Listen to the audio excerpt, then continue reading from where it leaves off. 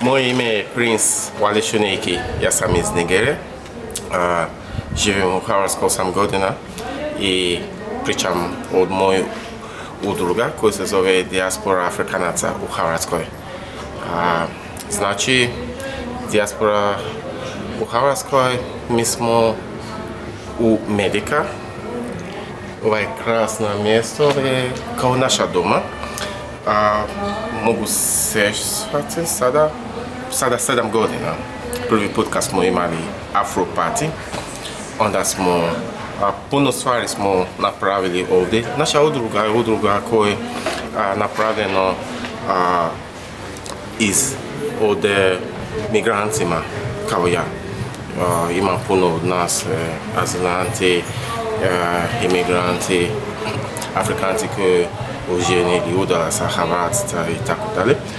Znači, mi družimo se i dolazimo u ovaj prostor, Medika. Radimo puno projekta koji financira možda preko grada ili Ministarstva za kultura. Stalno uvijek nama lijepo ovdje. Napravili smo puno radionica od maska, radionica izrada nakit koje je na afrički način. Napravili smo ples, afrobeat.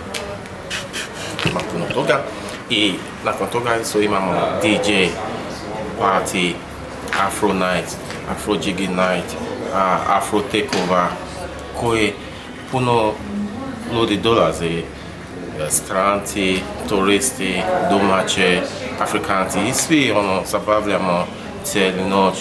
I moj najbolji dio je kuhanje afričkih hrana, majko mi.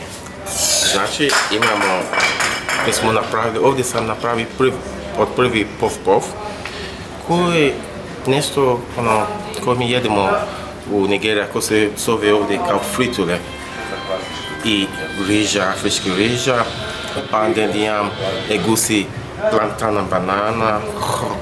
Nakon ko sam napravio ove stvari ovdje, imam inspiracija, toliko ljudi to jedi i kuša i sve, onda sam osobno napravio svoj biznis koji se zove African Cuisine and Bar u Zagreb, koji najbolji jedino African restaurant u cijeli Hrvatska. Znači, to je ta inspiracija, to je zbog kako smo iz Medika izvadi naša strast i tako da. Evo, naša udruga još sudjeluje u Medika na puno sve. Radimo izrada maska trenutno koju ćemo napraviti uskoro i jedva čekamo da napravimo puno stvari sa Medika i divni ljudi koji dolaze u Medika živjeti.